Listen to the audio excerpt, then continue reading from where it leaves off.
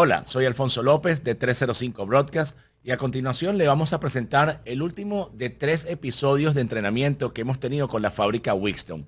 En el entrenamiento de hoy nos vamos a dedicar a ver las diferentes aplicaciones que ellos han desarrollado para poder optimizar el flow en una estación.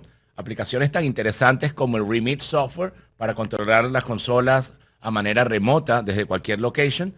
También tenemos el Screen Builder, una herramienta muy útil para poder customizar pantallas, no solamente para controlar audio, sino también para controlar la lógica.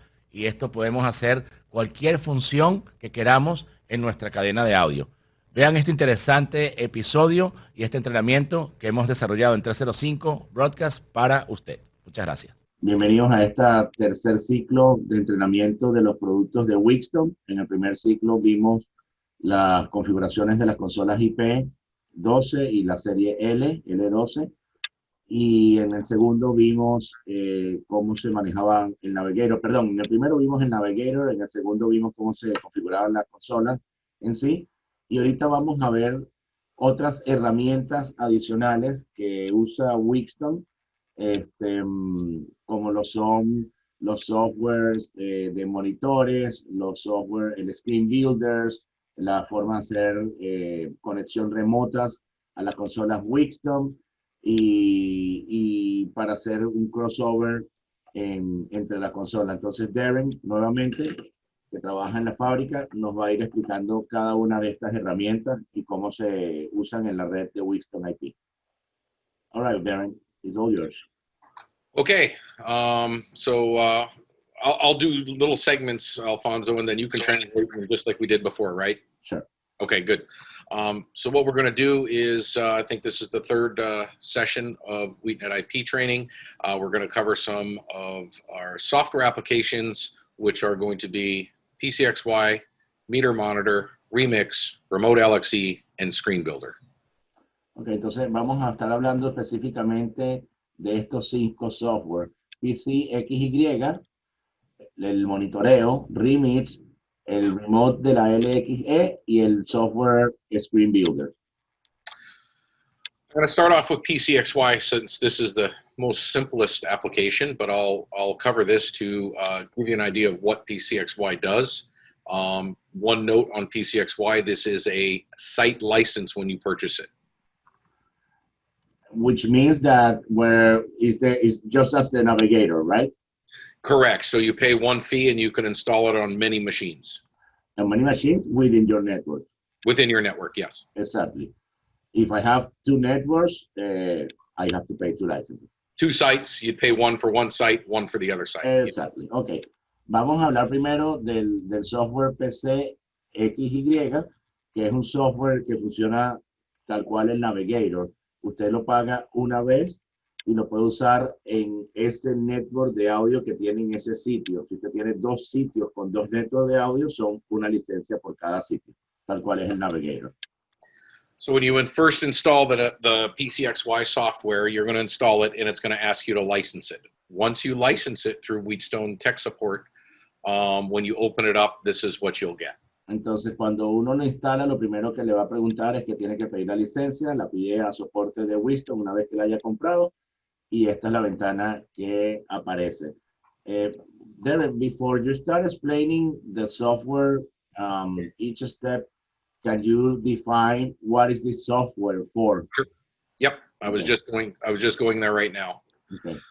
So the PCXY software is installed on a Windows computer, and what this software allows you to do is, one, change the source and the destination route, or allows you to take a salvo for a multiple cross-point change anywhere within the WHEATSTONE network. So just get the source and the destination. What is this different than the Navigator then? Okay, why this is different than Navigator is that what you don't see is the cross-point matrix. So this is a simple drop-down menu that you select your source, you select your destination, hit take, and it makes the cross-point. Very simple for your user. Esto básicamente es una interfase de muy fácil uso para yo poder hacer el cross-point sin tener que estar metiéndome en el Navigator y estar explorando ventanas o haciendo un recorrido más largo en la navegación. Simplemente tengo un pull down con todas las fuentes, un pull down con todos los destinos y o salvos, porque también puedo grabarlo a varios destinos y al darle el botón de take ya me hace esto como si tuviera un switch, una pachera de botones. Okay. The other thing that you can create in PCXY is you have up to 8 hot buttons here where you can go and name them, and your users can simply click the button to make the route happen. Y lo otro que tiene es que tengo 8 botones que puedo customizar con los diferentes fuentes y destinos que yo haya programado anteriormente.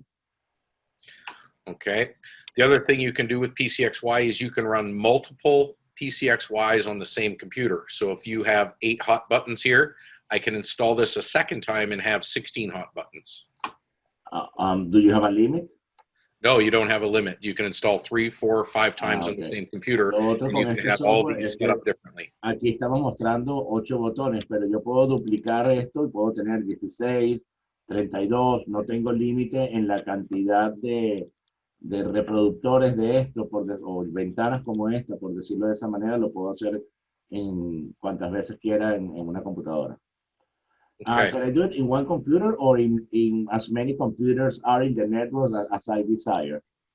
As many computers on the network as you desire, and you can also install it multiple times on the same computer. Ok, lo pueden instalar varios reproductores, por llamarlo de esa forma, esta pantalla, en una sola computadora o en cuantas computadoras dentro del network de audio yo quiera. Así que si quiero instalar uno de estos en el estudio de grabación, otro en el cuarto de ingeniería, otro en el estudio A, B o C, puedo tener cuantos quiera en cualquiera de los estudios. Once you have it installed on the computer right now, I don't see any sources or destinations because I don't have it configured to talk to the network yet. So the first thing I see right here is this linked little LED. Right now, this will light up green when I connect it to the system. It's not lit up. It's currently not connected. So I'm going to set that up now. Okay. Ahorita mismo este que estamos viendo no está conectado en el sistema, por eso esa ventanilla que él está resaltando no aparece en verde, sino que está en gris. Ahorita lo va a conectar al sistema Navigator o a la red que quiere usarla. Okay? What you do to set that up is you right-click and you hit Login.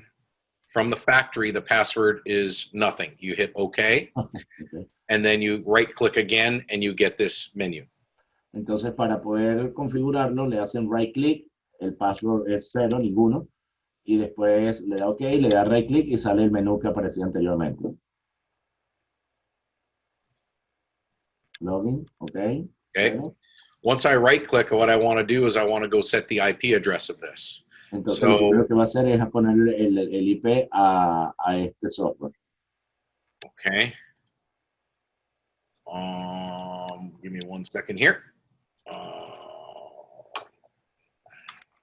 And how do you know which IP? You just select an IP address that's not on the network at this point. Asignas una dirección que no esté en el network. Yep. Here's where I would change the password to log into the PCXY. Okay, ahí es donde se cambia el password. Okay. This is where I would log out, so the users can't change it. This tells me about what version it is on PCX of the PCXY. Okay. And let's see here. For some reason, I'm not connecting. Of course, could make it look. Shouldn't be that difficult. Hold on here.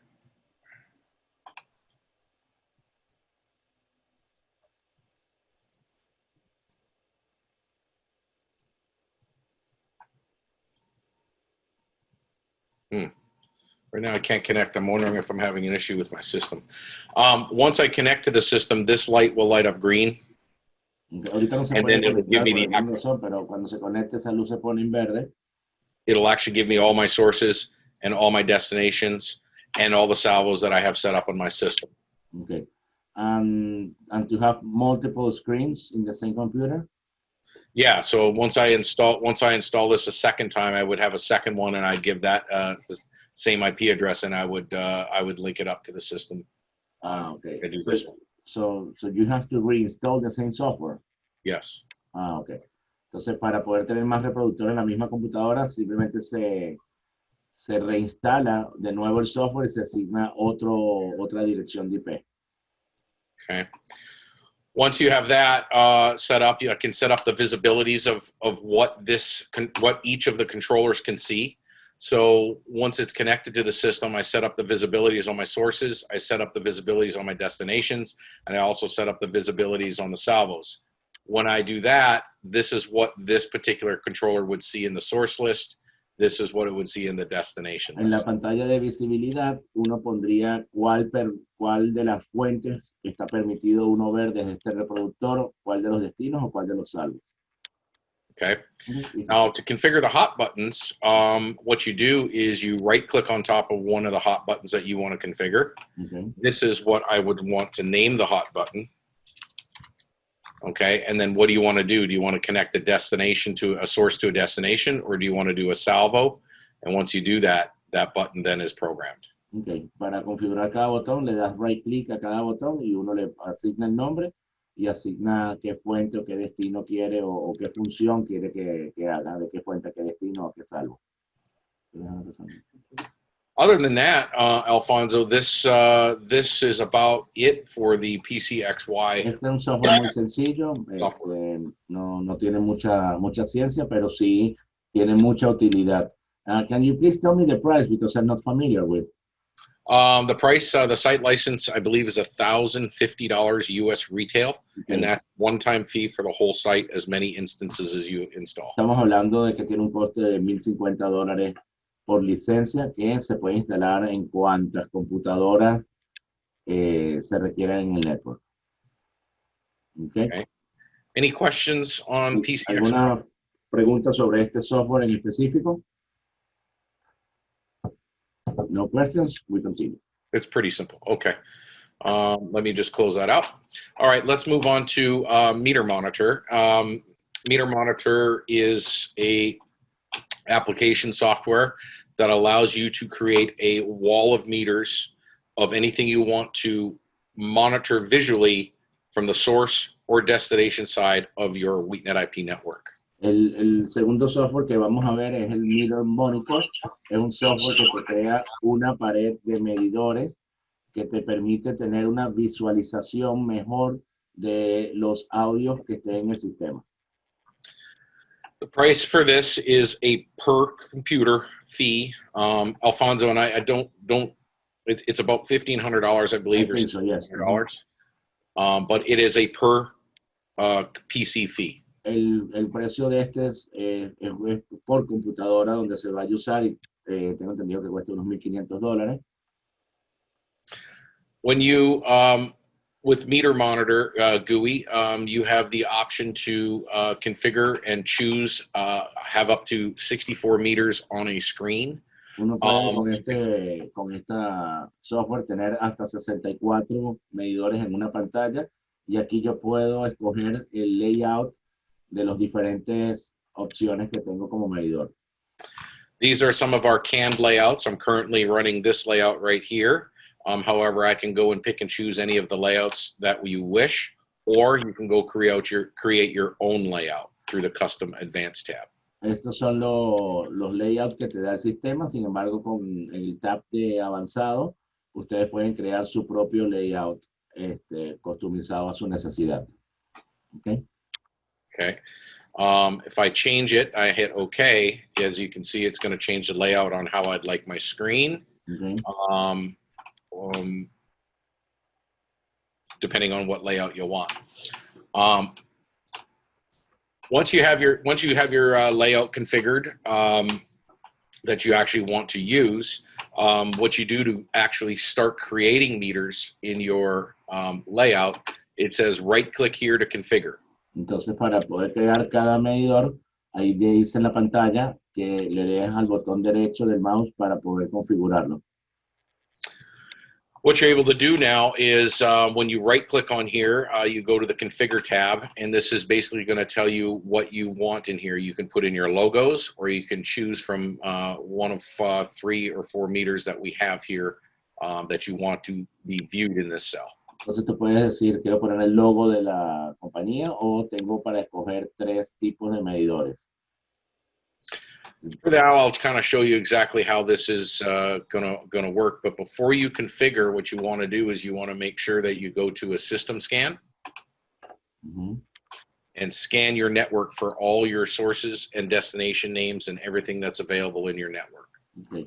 Como buena práctica, lo primero que uno debe hacer es ir a System Scan y de esa forma el software te va a chequear todo lo que esté disponible en el network. En este caso, como pudimos ver ahorita en la pantalla, tenemos que este network tiene 5 blades. Él los termina de escanear.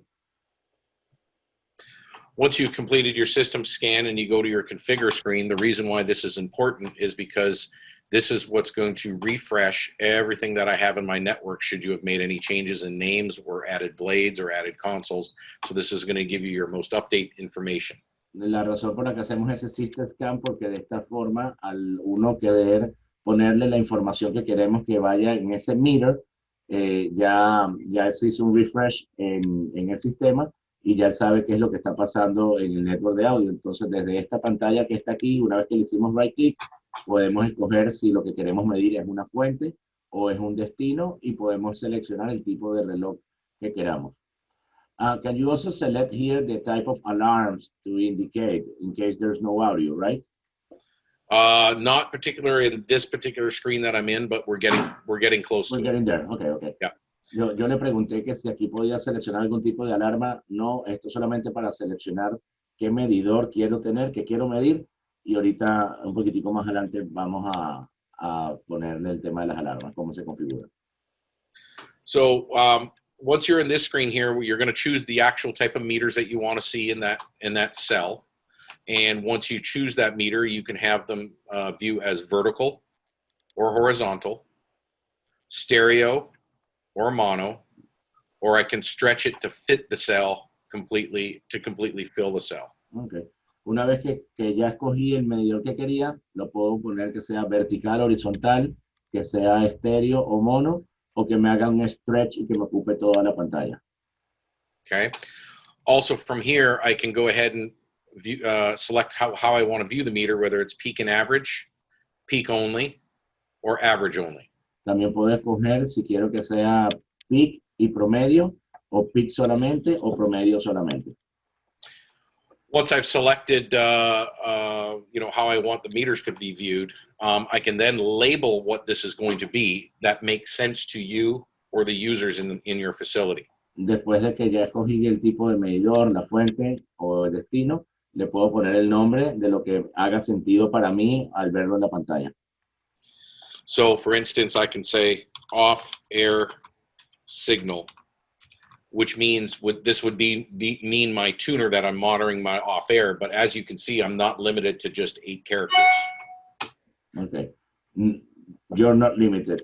That's correct. Okay. No tienes límite en caracteres para poner el título. Y él en este caso está poniendo la señal que va al aire. When I select this to be okay, what it's going to do is it's going to throw my off-air signal in here. Okay. And that's the label that I just put. Now, the reason why you're not seeing any meters because I haven't created a signal that it's going to monitor yet, and the reason why you see this in orange is because it's not finding a blade that this signal is associated with yet. Okay, la razón por la que se ve anaranjado es porque él no está viendo ningún audio asociado, porque no se ha configurado. Ahorita lo va a configurar. Okay, so now once I go here, if I'm going to be monitoring my off-air signal, which should be a tuner on the system, I would go to source and I'd go find my tuner. And in this case, what I'll do is I'll just use this UMix because I know it has audio on it. And I'm going to hit OK. And what you're going to see is you're going to see the audio now of that off-air signal. Ahora él escogió la fuente que él quiso porque él la tenía identificada y esta es la señal que él está midiendo. Okay, so that's monitoring my source. Can you go to the top for a second, Darren? Can you go to this where it says MBS month? Can you go there so I can change the label? Oh, right over here. Yeah, but on the first meter on the top left that says MBS. Yeah. Allow me to change the label because our friends from MBS are here, and Monterrey is not well spelled, so I don't want them to get upset. Okay. You need to put an E after the T. There you go. Now we have our customers happy.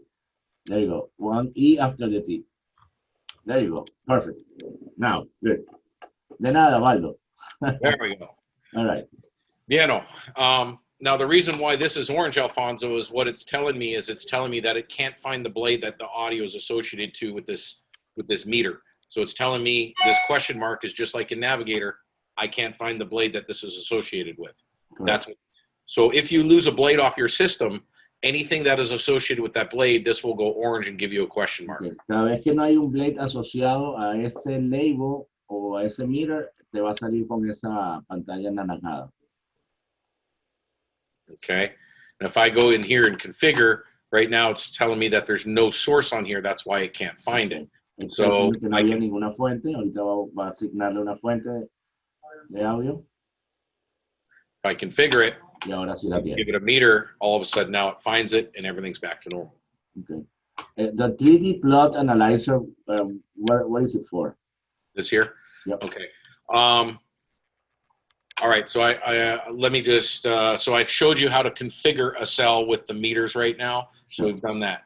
What this is right here is this is a 31 band audio analyzer so that you can monitor any source in your system over the 31 bands with these types of metering. Esto es un analizador de audio de 31 bandas. Entonces cualquier fuente de audio que uno quiera analizar con este medidor lo asigna al medidor y lo puede ver en diferentes vistas para poder hacer un análisis de ese audio. Yeah, so what we do is we call this an analysis meter, Alfonso. Okay. And what we're allowed to do on this particular analysis meter is pull up any source from the network. Okay, in this case, we're looking at LXE program, and we can look at what the audio is doing over a 31 band spectrum. Entonces aquí podemos ver qué es lo que está haciendo el audio en un espectro de 31 bandas de cualquiera de las fuentes que yo tengo en el sistema. Then we're also going to give you 6 different meters that you can analyze that audio with. This is what we call an FFT meter. Tenemos 3 tipos de medidores. Está este que es el FFT. Energy versus frequency. Energy versus frecuencia. This is called our 3D plot, which allows you to analyze the audio over time. El plot en 3 direcciones que te permite analizar el audio por el tiempo. This is our SDR metering that's basically showing you the compression energy in each one of the bands. Este te muestra más que todo la compresión en cada una de las bandas de energía. And then this is our phase meter for that particular audio, so you can monitor. Y este es el de las fases. Here I'm able to go take my source for any source on the system that I want to take a look at. So this is where I would select my source. Aquí es donde seleccionamos la fuente de audio que queremos ver. Okay. And this is just the info of that source that you're looking at. Y esta es información de esa fuente, de qué blade viene, etc. Okay. So that's what this is, and you don't have to have this visible. So if I said I wanted to go to layout and I don't want to see that screen at all, I can just select this layout and that goes away. Okay, no necesariamente tienes que estar viendo siempre ese medidor, así que cambias de layout y puedes volver al que tenías antes o lo customizas tú mismo. Yeah. Or maybe you do like seeing that, you can make it bigger. Okay. Okay. So you can hide it, or you can have it visible within your within whatever layout you choose. Okay.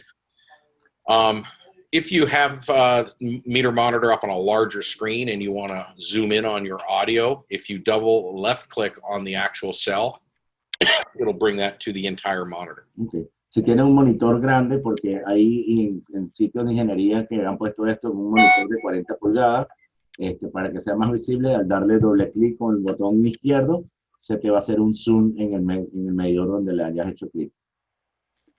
Just allowing you that's just allowing you to make that particular cell so you can monitor the segments of the VU closer. Okay. The other thing you can do is we have what we call an alarm log, where you can actually set up in this particular program silence detection, visual silence detection. So if for some reason this particular audio went silent, Navigator is what's going to put out your tallies and your closures, etc. But this would give you a visual indication that this went silent. Lo otro que se puede hacer con este software es que podemos crearles ciertas alarmas que nos pueden dar una forma visual de tener un detector de silencio a manera visual. We can also go into the setup and go in our preferences and allow you to change the color of the background, change the text color, change the labeling background, change the fonts, change the labeling positions. Maybe you don't like it on top, maybe you like it on the bottom. So your signals, so your labeling gets changed. So it's a little bit of customization for depending on what you like for your Tiene la flexibilidad de poder entregarle bastante customización, donde puedo cambiar el tamaño, tipo de letras, el color del background, etc. Other than that, this is pretty much the Meter app. Esta es la aplicación de Meter. Realmente no tienen mucho más, simplemente ofrecerle esta herramienta visual para el network de Wheatstone. Yeah, and what people do here, Alfonso, what a lot of our customers or my customers that I've seen use this, what they do is they create what we call air chains, air chain flows. So for instance, go ahead, if you want to translate that, I'll move on. Muchos de los clientes por lo general lo usa para hacer un flujo de la cadena de audio que va en la estación. So what they would do here, for example, Alfonso, they may put their logo of their station here, of one of their stations. The next cell would be like automation or program audio or automation. Then the next cell would be console program. The next cell could be utility mixer program. Then the next cell could be the output of the blade. Then the next cell could be the off-air tuner. So you can see where your audio is going in your system. Entonces, por lo general, mucha gente le pone el nombre, en la primera celda, el nombre, el logo de la estación, después le van poniendo un flujo de los audios como van saliendo, la salida de la automatización, o la salida de la consola, o la salida del blade que va hacia el enlace, y uno se va haciendo un flujo de audio para verlo de una forma más organizada. Yeah, what this does, Alfonso, it helps them identify where the silence occurred. Did it occur at the automation? Did it occur at the console? Did it occur at the output of the blade? Did it occur at the transmitter site? Y es para una herramienta visual para saber dónde ocurrió el silencio o dónde tengo un mal nivel de sonido. Okay. Muy bien. I think that's pretty much I've pretty much covered Meter app. Any questions before we move on to the next? Básicamente esto es lo que es el Meter app. Si tienen alguna pregunta, si no, seguimos con la próxima aplicación. Okay, we can continue. Okay, so what we're going to do now is we're going to move on to our Remix and our Remote Lxe software. These are softwares that allows you to access and mix audio from the system remotely. Entonces ahora nos vamos a ir al software Remix, que es un software bastante nuevo que salió el año pasado gracias al tema de la pandemia, y es para poder manejar la consola desde un sitio remoto. Remix was developed to help or for users. It was developed right at the beginning of the pandemic for COVID-19. And what we came out with this software for was for our customers that had WheatNet IP systems, but were not able to remote control to some of our lower priced consoles like the IP12, DMX, and at the time the L series. Como les había mencionado, este se hizo al principio de la pandemia. Y es una forma sencilla de poder conectarse a la consola. Antes solamente se hacía a través del software Screen Builder, que es el que vamos a ver al final, pero esta es una versión más reducida, más sencilla, más fácil de implementar para poder conectarse con las consolas de menos valor como la IP12 o la L12 o la E1 o la LX, cualquiera. So what Remix does is for customers with DMX or IP12s or IP16s or the IP series. This allows you to access your blades and use the utility mixers within your blades to mix remotely and send that audio either to the console or to your transmitter STL directly. To every blade or to the master blade? No, to any, you can connect to any one of your blades in your network to the utility mixer A. Utility mixer A, ok. Entonces, esto lo que va a hacer es que se va a conectar con el utility mixer A de cualquiera de los blades que está en tu network para poder de ahí seleccionar las fuentes y destinos y poder controlar lo que está en esos audios que están pasando en esos blades. So in this scenario, I'm going to blade 3. Okay. This is my utility mixer A, utility mixer 1. Okay. I'm just showing you this in Navigator right now. So ahorita estamos mostrándole en el Navigator que ya ustedes están relacionados que vamos a estar trabajando con el Blade 3, el Utility Mixer A, el Mixer 1. Okay. So now when I go to my remix, I'm able to select what blade I want to connect to. In this case, it was blade 3. En este caso estamos seleccionando el Blade 3 que ya habíamos visto antes. When I hit connect, I automatically connect to the utility mixer A. Okay. My utility mixer A. And as you can see, here's all my sources on utility mixer A. If I go back to Navigator, here's all my sources. Ahí vemos que tenemos el utility mixer A y lo estamos reproduciendo en el remix software idénticamente. Okay. Very nice. Now, once I'm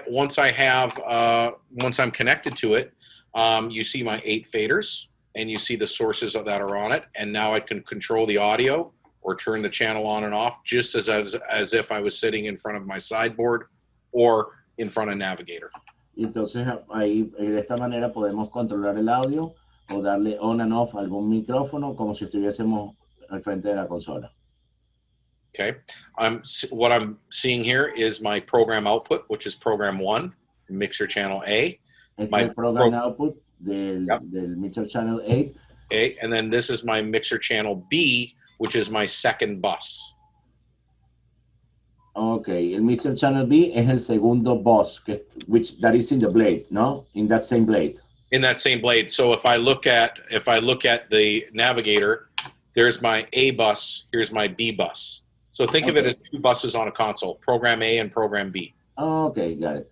Entonces en el mixer B vamos a ver el mixer B. Yep. Okay. And then so if I wanted to have this in program A go out, but I don't want my Z mix to go out mixer B, I would turn this down. So mixer A, it's going out program A, but that audio is not going out program B. Ok, mixer A, estamos yendo a la salida de lo que tenemos seleccionado en el mixer A y mixer B no, a juro, tiene que ir a la salida del A, sino que va a la salida del mixer B. Yeah. So you're probably asking what is this used for? What many customers ask us to do is they want to create a mix minus for the phone. Okay. So in this case, I want this to go out of my mixer, but I want B down because this is the mix minus I'm sending the caller. Okay, can you explain this again so I can translate it correctly because I'm getting lost. So if I want to create a single mix minus with this utility mixer, Alfonso. Vamos a suponer si queremos crear un mix minus con este utility mixer. Okay, what I want to do is I want to send the phone all the audio on this mixer except themselves. Claro, entonces quiero mandar al teléfono todos los audios del mixer excepto el mismo. Okay, so in this case, mixer A is my program A output. So that is what's everybody on the air is going to. Esta es la salida completa de lo que está en el mixer A. Okay, mixer B is going to be my mix minus that the phone call is going to hear. So they're going to hear all the audio but themselves. They're turned down. En el mixer B va a ser el mix minus. Van a escuchar todo el audio menos el teléfono. Okay, and of course, for them to hear the audio, it also has to be turned in the on position. Claro, y por supuesto para escuchar el audio tiene que estar en la posición de prendido. Okay.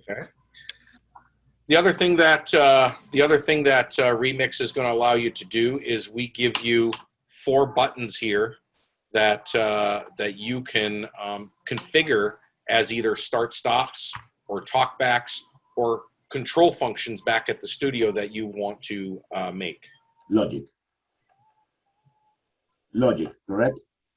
Logic, yeah. So, Okay. for instance, maybe you want to have this to start your automation system, or maybe you want this one to stop the automation. Maybe you want this one to change the layout of the utility mixer.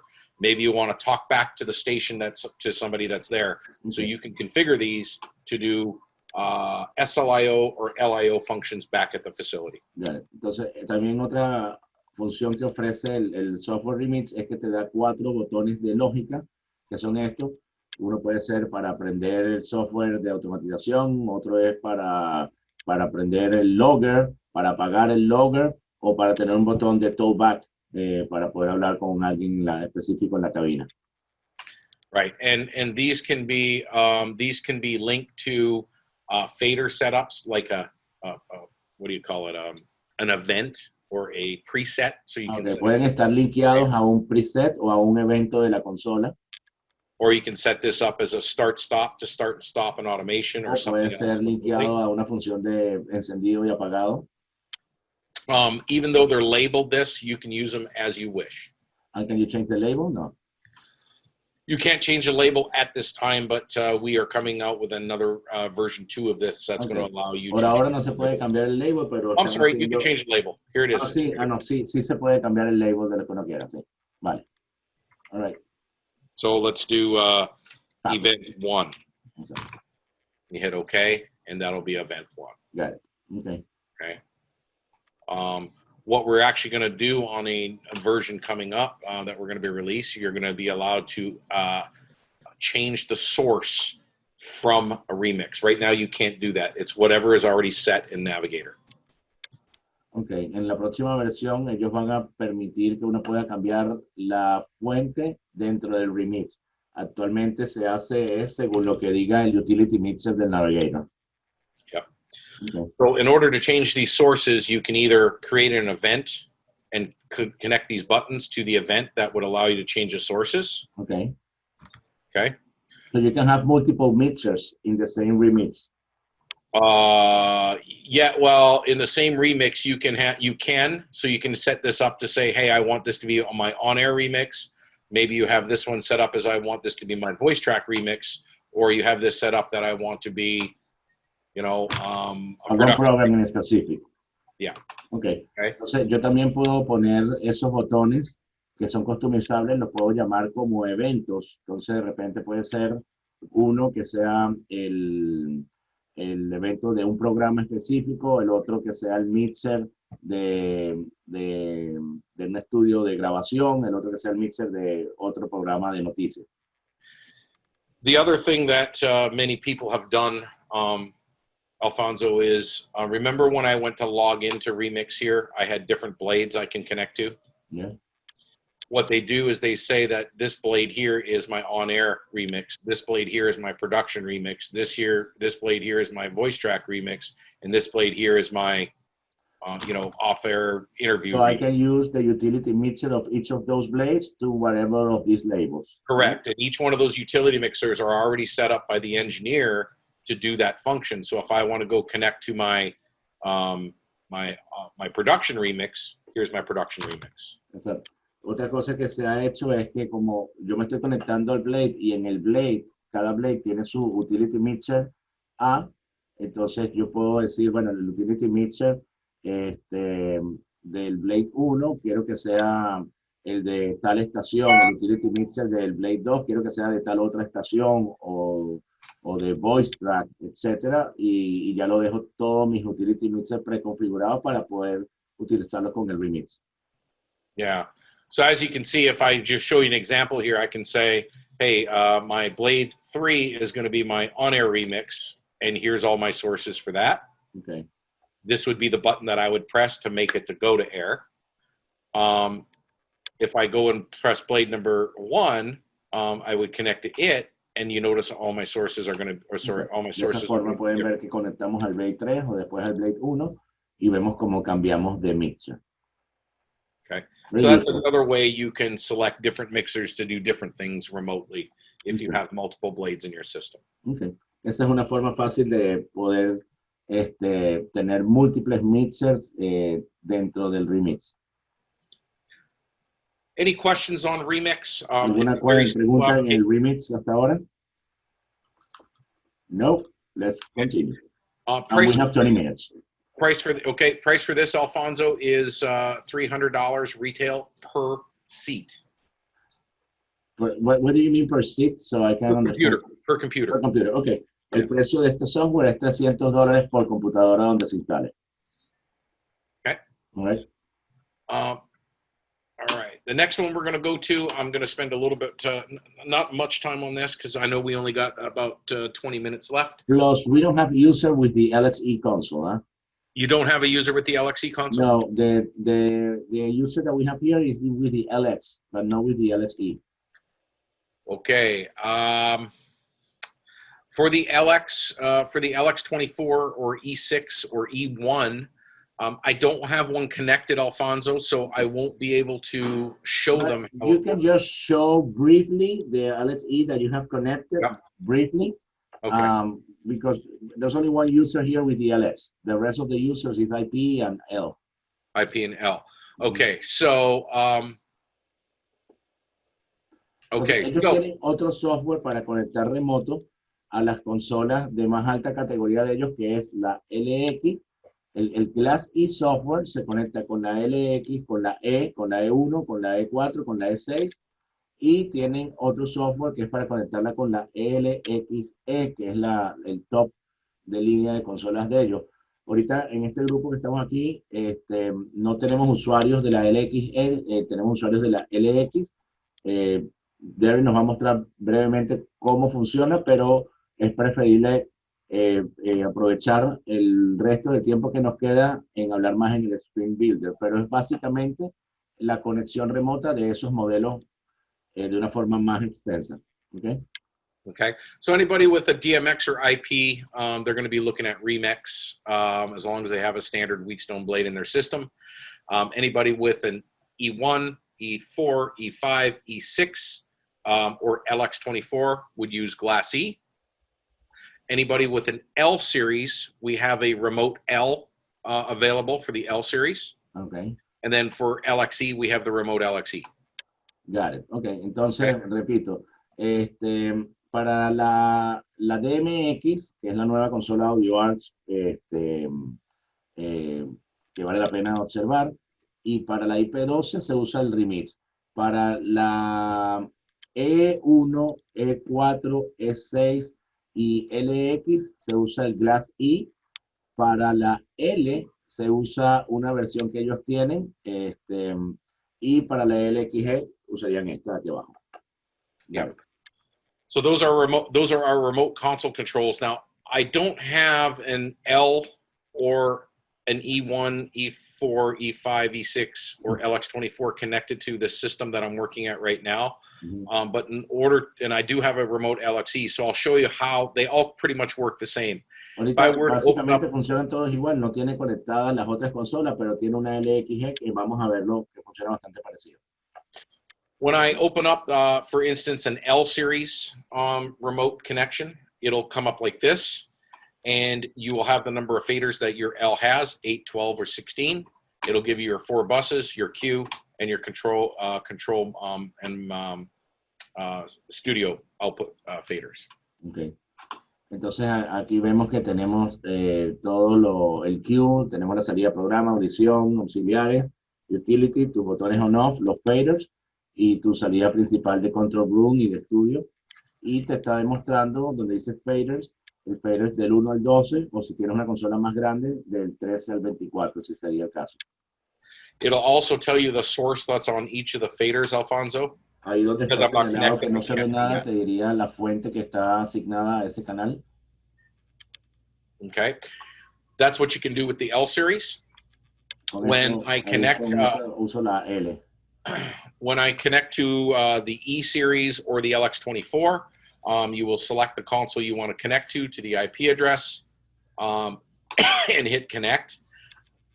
Once it connects, it'll show you the exact representation of your console that you have. Entonces aquí tengo la LX o la E6, y una vez me conecte a la consola, que ahorita no tenemos ninguna conectada, te va a mostrar una representación exacta de la consola. Yeah, you will set up the profile for, depending on the console you have, to the IP address you want to connect to, how you want to log in as a user, whether it's a engineering, user, production, etc. And then once you connect, you'll get the meter screen and all the faders of the console and the exact setup that the console's sitting in. Okay, I basically already said that. For now, I'm going to connect with the Remote Lxe, which is pretty much the same setup as a Glassy. When I open it, it's going to ask me the network. It's going to ask me what console I want to connect to. And when I hit connect, it's going to bring up the actual console and the meter screen. Okay. Entonces, ahorita sí nos estamos conectando a una consola LXE. Entonces podemos ver tanto la consola como el monitor de medidores que tiene la LXE. Por lo general, la LXE usa una pantalla de computadora como su meter screen. So right now, I'm connected to the LXE that's sitting right in front of me here. If you want to see it, there it is right there. Él ahorita está conectado a esa LXE que tiene al frente. Okay, and basically it's an exact representation of how the console is sitting. And now what I can do, the nice part about this is completely bidirectional. So if I move a fader on the console, it's going to move it on the software.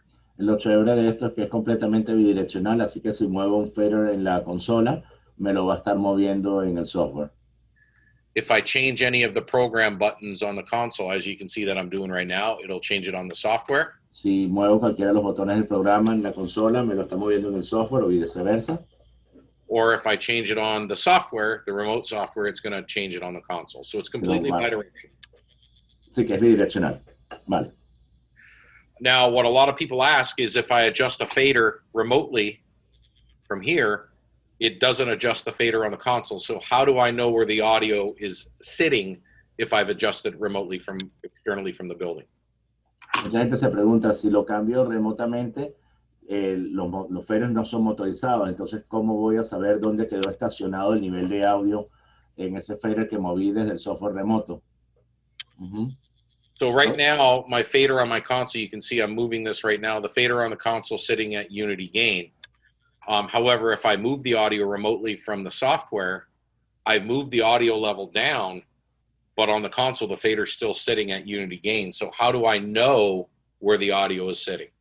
How you know is on this particular console, you'll see right here, you'll see an arrow down. On the LX24 or on the E6 or the E1, there's little squares underneath your meter screen, and those squares represent your faders. There will be an arrow up or arrow down in those boxes, Alfonso. But you see that in the software, but how about the people that is in front of the console? Well, no. That is in front of the console. Okay, got it. That is okay. On that, your screen is in front of the console. So when the user comes into the studio, if you look at those bars underneath the meters on your LX24 or E6, you will see that arrow down. Si alguien movió el fader desde el software al frente de la consola, yo voy a tener una marca como una flecha hacia abajo o hacia arriba que me lo está indicando el fader de la consola físicamente para yo saber que alguien movió ese fader de posición. Okay. So in order for the operator at the console to get control of that fader, Alfonso, right now my fader is sitting at unity gain, but it's telling me the audio is lower than where unity gain is. So if I move my fader down, once that arrow goes out, I now got control of that fader again at the console.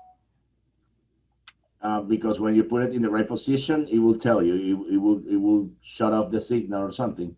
Right. So if you see this fader right now, I'm going to set it at unity gain. Right. Okay. I'm out in the field remotely. I've turned the audio down. Okay. I get this little arrow. Well, when I come to the console, I see, oh, arrow's down. That means the audio is lower than where the fader's at. So once I move my fader down and the arrow goes away, my console has control of the audio again. Okay. Entonces, si alguien en el software me movió la posición, yo al llegar a la consola veo que tiene el simbolito de la flecha hacia abajo. Al mover el fader físicamente hacia abajo y lo vuelvo a subir, ya vuelvo a coger posesión del dominio del control de audio de ese fader. Yeah. So that's how the user in the studio knows that somebody from outside the studio made audio adjustments. De esa forma es que la persona que está dentro del estudio sabe si alguien que está fuera del estudio hizo algún tipo de ajuste en el audio de ese canal. Now, if you have more faders than what the screen can show you, in this case, I have 24 faders. If I go down here, all I do is I drag the faders over to see my si other tienes faders. más faders de lo que el screen te permite ver, tú vas y puedes hacer como un drag and drop y puedes ir moviendo la consola para llegar al fader 1 o a llegar a los últimos donde están los control room. Digo. Okay.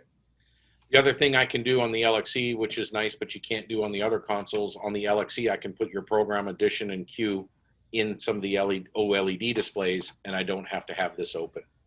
Algo bueno que se puede hacer en el software de la LXG es que puedo tener esos medidores de mis salidas dentro de esa misma pantalla para no tener que tener dos pantallas abiertas.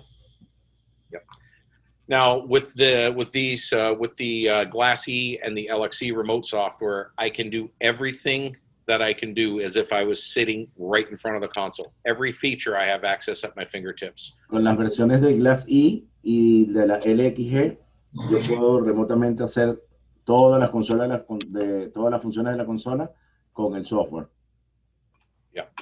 So no es el caso de las que usa el software Remix, que se limita a lo que vimos cuando estuvimos viendo el software Remix, según lo que decía el Utility Mixer del Blade, donde está configurado.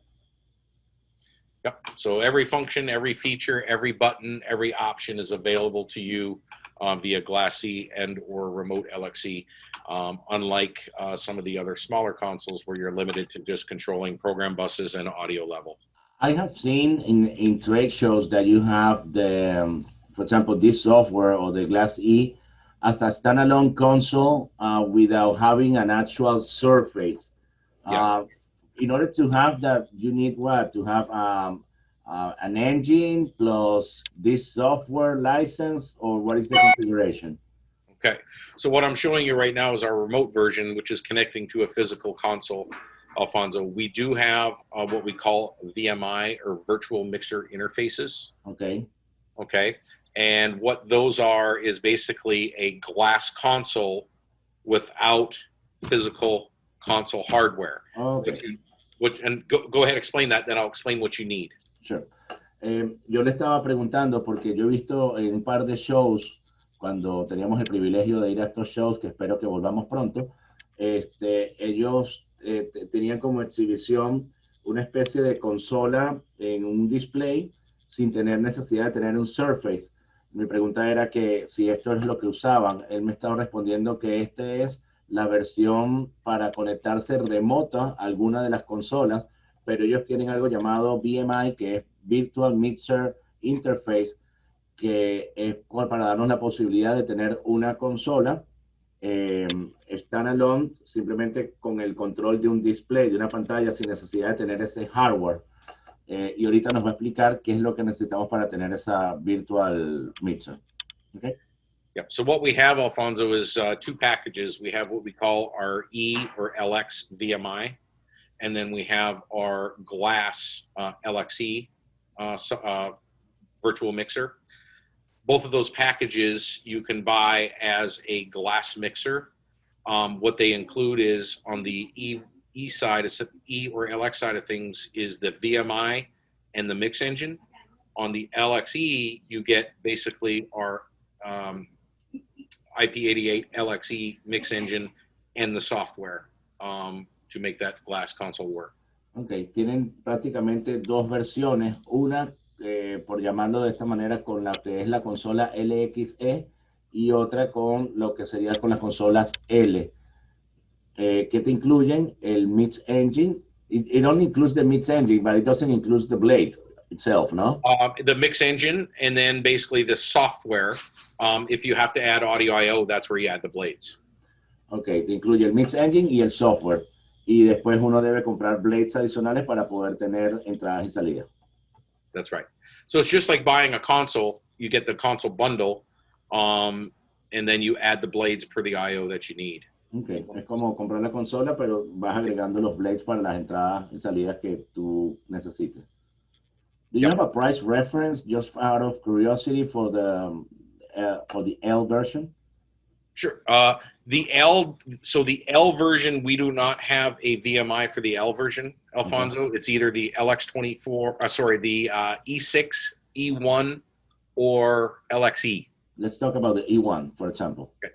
Well, the good news is no matter which one you look at either side, it's about $10,000 retail for any of the three you pick. Okay, so basically that gives you the software and the Yep. mix engine. That's correct. The only advantage, Alfonso, is if you go with the E1, that will give you the mix engine with I/O on it, where the E6 and the LXE, the mix engine will not have inputs and outputs on it. You have to add blades. Yeah, That's but the one that gives you the IOs, does it give you a E1. blade? It gives you like a CB blade then? Yes. Ah, ok, got it. Entonces, más o menos el precio es, en cualquiera de las tres versiones es aproximadamente de $10,000, lo que en la versión L te incluye un Blade CB, que ya te tiene 8 entradas, 8 salidas, más el Mix Engine. It has 8 I/O, right? Yes. Okay, got it. Okay. Yep. So the E1 would give you the E1 features. It looks like the E1. You get the mix engine with I/O. Okay. The E6, you would get all the E6 features with the mix engine, no I/O. And then the Remote Lxe, you would get the mix engine and the software, no I/O. The pricing for all three is about 10,000 US. Entonces, el precio en todas es el mismo, solamente que en la versión E o en la versión LXE, no te incluye el, el CB Blade, y en la versión L sí te incluye el CB Blade. Got it. Got it. Okay. Any questions on the remote software for the consoles? ¿Alguna pregunta sobre los softwares de interfase remota? Si no, seguimos al último software que vamos a mostrar, que sería el Screen Builder. And we have, in theory, 3 minutes, but you need to cover it because it's important. So as soon as you cover it, we are done. Yeah, and I don't know. I'm not going to spend a whole lot of time on here because we could be on this for hours, honestly. Okay. Screen Builder, which I'm going to show you here, is really a powerful program to allow you to build screens based on what you want to accomplish or do in the WheatNet environment. El Screen Builder es como, gracias al Screen Builder es que ellos pudieron hacer los otros softwares de control remoto hacia las consolas. Veámoslo como que es como un software de arquitectura, un software de diseñador para poder construir lo que queramos de una forma visual en una infraestructura de audio bastante compleja. Entonces, en este software nos va a dar la introducción de él y sus funciones. Es un software bastante complejo, así que podríamos estar horas hablando de él, pero vamos a ver las capacidades básicas que puede cubrir el software. Okay? The best way to describe Screen Builder, Alfonso, is compare it to an artist that's doing a painting. They have a blank sheet of canvas and they paint what they want. Screen Builder gives you a blank screen and you put in what you want to do: buttons, meters, faders, monitors, tallybacks, lights, logos. However you want to lay out your screen is up to you. Entonces, básicamente, imagínense como si estuviera un pintor y tengo un lienzo. El Screen Builder te va a permitir poner dentro de ese lienzo todo lo que a ti se te antoje. Quiero poner los talis, la lógica de este lado, del otro lado. Lo voy a customizar, toda la infraestructura o lo que yo quiera customizar, a como yo quiera en el audio. Okay. Por ejemplo, Jay Tyler tiene esto en su casa para poder monitorear el aire, el audio que va al jardín. Claro, es una forma muy cara de hacerlo porque él trabaja en WHEATSTONE, pero tú puedes poner el tally o lógica que vaya a un estudio al otro, y diseñarlo. Go ahead, so they can see it. Okay, there's two parts to Screen Builder. There's what we call the builder, and then there's what we call the Screen Builder engine. Hay dos partes del Screen Builder. Está lo que se llama el Builder y el otro que se llama el motor. Okay, the builder is free. El builder es gratis. Yep. So what we can do is if you want to play with building screens, we can send you the builder and you can build your screens or different screens that you want to do. But in order for it to test it, in order for it to operate on your system, you have to license the engine part of it. Okay. El builder es gratis y usted puede jugar con él y hacer cuantos screens quiera. Ahora, para poder leer los screens y usarlo dentro de su network, necesita la licencia que ya sería el engine. It's almost like when you're gonna have massage and they charge you for 1 feet, but if you want it for both feet, then they charge you $10, right? Bingo. All right, okay. So what you do is, this is your builder screen, and what you're going to do is you can set the size of the screen that you want for your different size monitors. You can set the size to work on Windows tablets.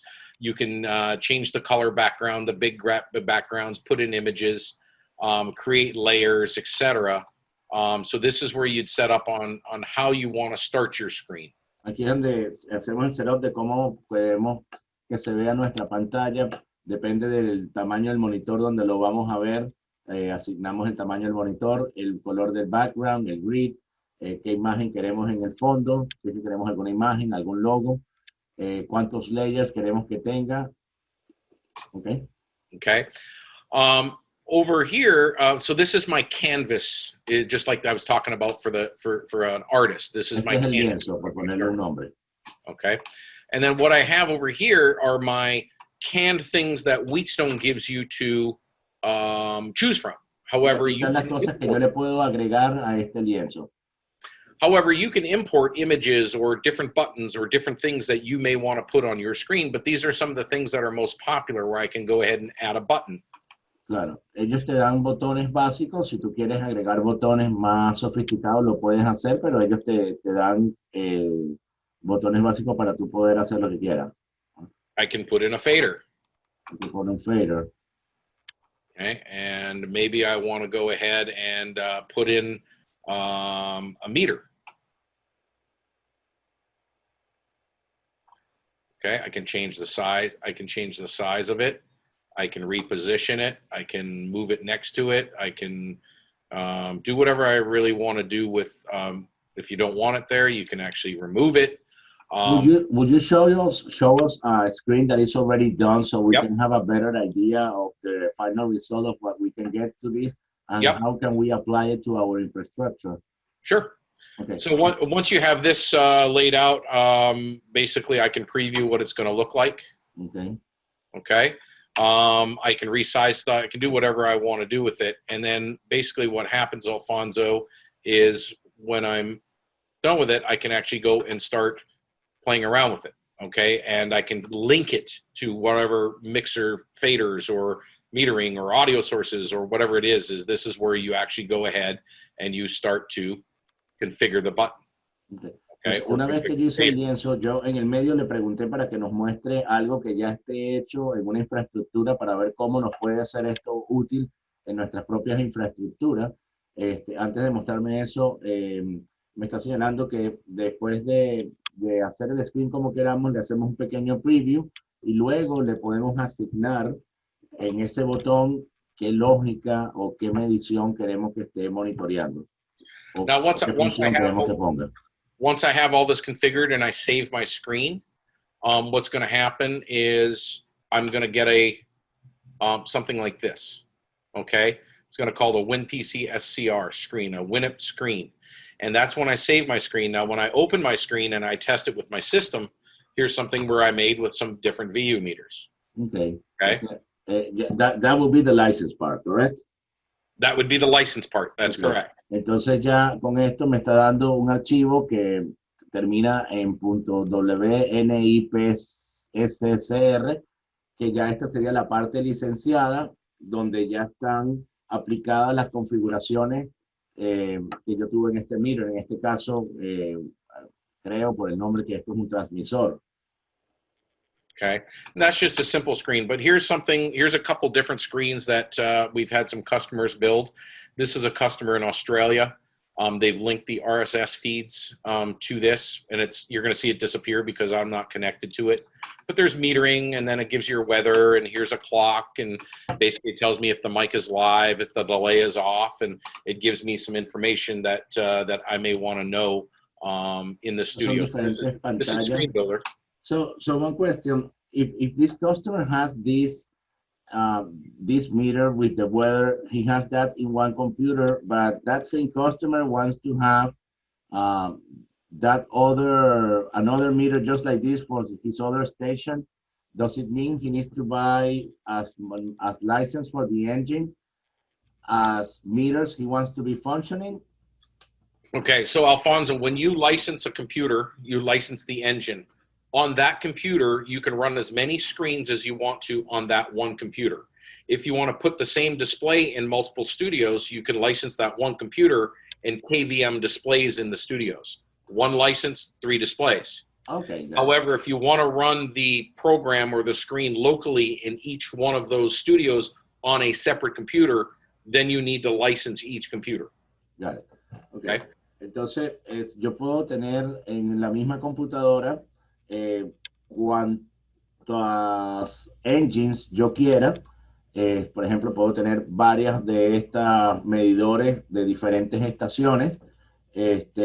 Lo puedo hacer a través de VPN hasta en 3 computadoras, pero si yo quiero que cada computadora yo pueda crear y hacer mi propio engine, pues entonces tengo que tener licencia en cada una de las computadoras. Yep. So I could on one computer, Alfonso, let's say in my rack room, I can have a computer in my rack room licensed, and I can have 5 different screens that I've created running all on the same screen. One could be buttons, one could be meters, one could be faders, another one could be a monitor screen with air chains. And I can have those all running at once on the same licensed computer, even though I have 5 different screens. Okay. Entonces yo puedo tener, por ejemplo, en el rack room, yo puedo tener, por ejemplo, 5 tipos de medidores, uno con botones, uno con meters, uno con distintos tipos de información, y puedo tener, pero mientras que esté en la misma computadora, puedo tener 5 medidores distintos con aplicaciones distintas rodando en la misma computadora, con la misma licencia. Now here's another screen that they built for a newsroom at WTOP in Washington, D.C. This is a screen built by Radio DNA, but as you can see here, they've got faders, mic on or off. They got a tally up here to let you know that it's on. They've got selectors for different audio on these particular faders. Here's my monitoring for my control room monitors. Here's my talkbacks to different areas in the city. But this is Screen Builder, and this is what they did with the Screen Builder for this newsroom. So the people from the news has access to this remote software from anywhere to that particular computer. This is actually on the computer at their news desk. Okay. They don't have a physical mixer. They're using the software as the mixer. Oh, got it. Okay. En este caso, este cliente está usando el software como el mixer en ese cuarto donde está la gente de noticias. Y este sería el mixer que están usando, viendo los elementos de la fuente de WHEATSTONE. Okay. Yeah. So this is all this is a screen builder, and as you can see, is how I was building on that screen. They created their own screen based on what they wanted to see and have in front of them with Screen Builder. So all 50 news positions at WTOP have one of these in front of them specifically for each one of those desks. So in this case, they have 50 licenses? Yes. Right. And how much is each license? $1,035 retail. Okay, but it's okay because you have 50 mixers for $1,000 each. 50 mixers, that's right. Exactly. En este caso, este cliente tiene 50 puestos de noticias, 50 computadoras con estos mixers, pero cada mixer, cada licencia del Screen Builder le costó $1,050. Entonces, básicamente, por $1,050 más lo que fue el costo de hardware, de la pantalla, etcétera, cada persona de noticias tiene un mixer de dentro de lo que está en el network de audio de WHEATSTONE. Muy bueno.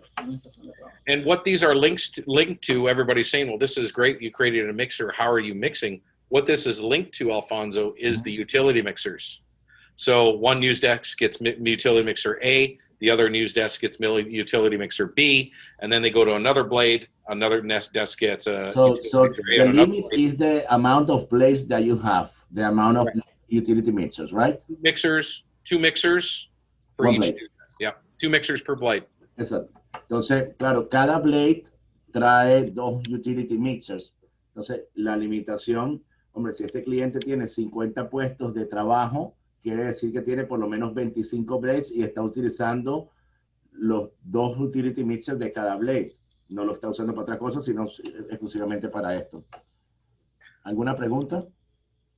So to wrap up, IP a screen builder is basically your complete custom software that you create your own roadmap to what you want to do within WheatNet IP. It's based off of scripting. We help you with a script wizard in there to build scripts, but if you get good at scripting, you can do a lot of things via screen builder within the WheatNet IP environment. Excellent. Darren, just for my case, may I have one screen builder, but already those mixers to show it as an example to future customers in my computer without having an IP network? Well, so what'll happen, Alfonso, is if you don't, I will have a dump image. Yeah, if you're not, I can get you images, but basically, if you're not connected to a network, right, none of this will load up. Yeah, okay, but just send me this image. This is enough for me, or a couple of samples. I can send you a whole bunch of different images, and then you would have some screenshots of different things you can do in Screen Builder. That will help. Perfect. I'll send you a bunch of images. Okay, sounds great. Perfect. Okay. Bueno, con esto que acabamos de ver del Screen Builder sería ya el final de la sesión, de esta última sesión que tenemos de entrenamientos de WHEATSTONE. Espero que les haya sido provechosa. Si tienen alguna pregunta, por favor, este es un buen momento. Si no, la podemos hacer individualmente. Al igual que las 2 presentaciones anteriores, esta quedó grabada y les estaré mandando un link para que puedan tener acceso a las 3 una vez que lo subamos al YouTube. Y bueno, nuevamente, gracias a todos por su participación y los que no estuvieron desde el principio, les deseo un feliz año, que el 2021 nos vaya a todos mucho mejor. Ya sobrevivimos el 2020, que fue bastante difícil, pero el 2021 que nos sea mucho mejor, con mucha salud y con nuestra familia. Amigos, espero les haya gustado estas 3 series de entrenamientos de WHEATSTONE. Nosotros en 305 Broadcast tenemos un compromiso con usted por ser usuario de WHEATSTONE y por haber confiado en nosotros. Estamos siempre a la orden para cualquier necesidad que tenga. Muchas gracias y hasta pronto.